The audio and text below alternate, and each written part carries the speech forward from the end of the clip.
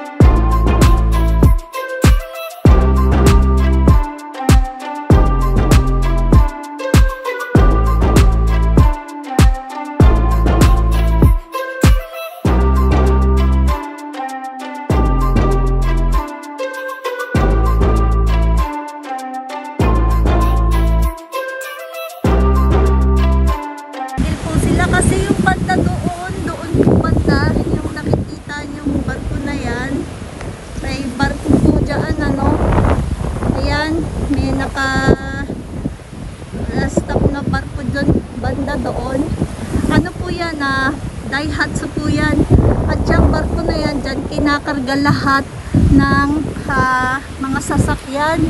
Ayan po, makikita nyo, naka-stop po ang mga barko. Ayan o, mga seafarer. Ayan o, guys, mga barko. Dahil nga sa sobrang lakas ng ano, ng hangin. Ayan sila. Nag-stop po ang mga barko, guys. Ayan po. Ilang barko yan? Ilang barko yan naka-stop po dyan? Kasi malapit po kami, guys, sa ano, malapit po kami sa dagat, mga 10 minutes lang po. Ayan o, makikita nyo, may mga forest doon po, may forest. Ayan, dyan po ako binigyan ng mutya po, pero buhay na mutya. Dyan ako nakabuo ng buhay na mutya sa gilid po, doon banda po doon sa maraming puno. Ayan, at ilagay nila doon sa gilid yung mutyang nakuha ko.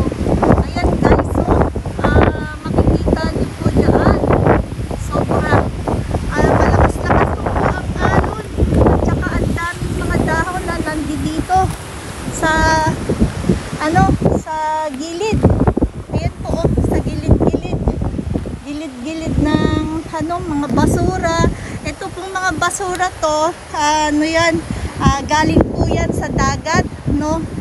Meron po kasi nagme-maintain dito na mga taga-dyan po.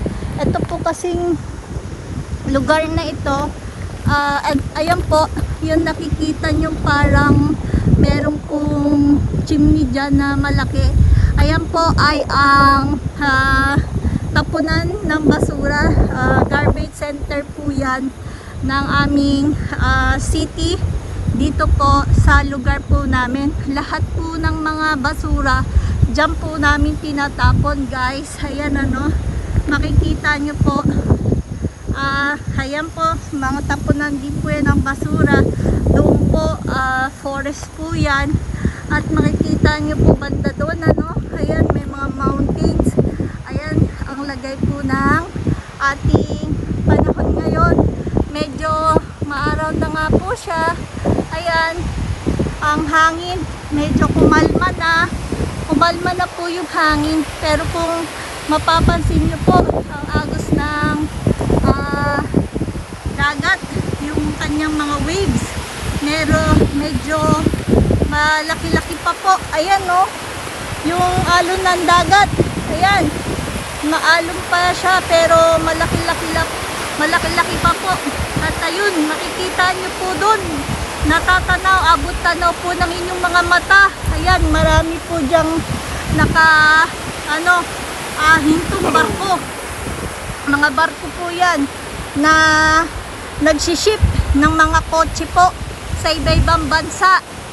Ang company po ng mga banda doon ho banda ay bandang siguro mga 20 kilometers po dito ang 15 banda po kasi doon ay Daihatsu, paggawaan po ng kotse, pabrika po ng kotse nandun. Kaya makikita nyo po, i-zoom ko, ayan mga barko po, ilan yang nakatigil na barko po dyan, na stranded po sila sa sa bagyo, na super bagyo po talaga kagabi.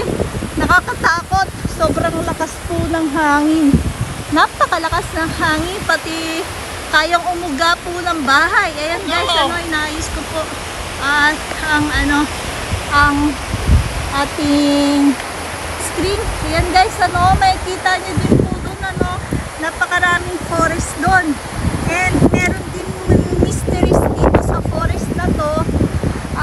Gaya po na nasabi ko sa inyo kanina, na binigyan po tayo dyan ng nakatira dyan ng mutya na para po sa health, sa health daw po. Ayan guys, makikita nyo. Pero dito po sa lugar na to, palagi po ako nandito kasi dito po ako gumagawa ng TikTok ko. Wala po kasing tao dito. Minsan meron, pero kotse madalang po. Dito ako gumagawa ng aking TikTok. Tapos ayan nga po, napakatahimik.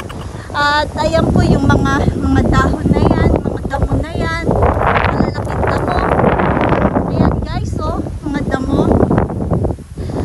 At ayan na po ang langit. Ayan, tignan nyo po ang langit, ayan. At ang bundok, banda po doon ay bundok na, kasi yun po ay mountain na po talaga yan, banda doon.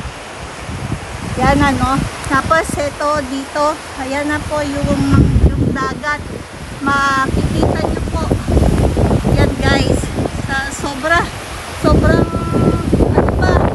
pero malakas pa ang alon, pero ang umupa na po ang dagat.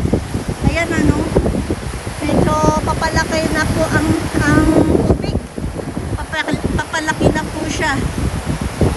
Okay guys, hanggang dito na lang po mamaya naman po natin i-continue yung part 2 ng ating pong video. At mamaya naman po sa palayan, kaya pagtagbayanan nyo po yung aking part 2 dahil sa palayan naman po tayo, papakita po yung lagay po na mga palay na nadaanan po ng bagyo. Salamat guys sa panonood, at para po sa mga silent viewers, subscribe na po kayo para makita nyo po yung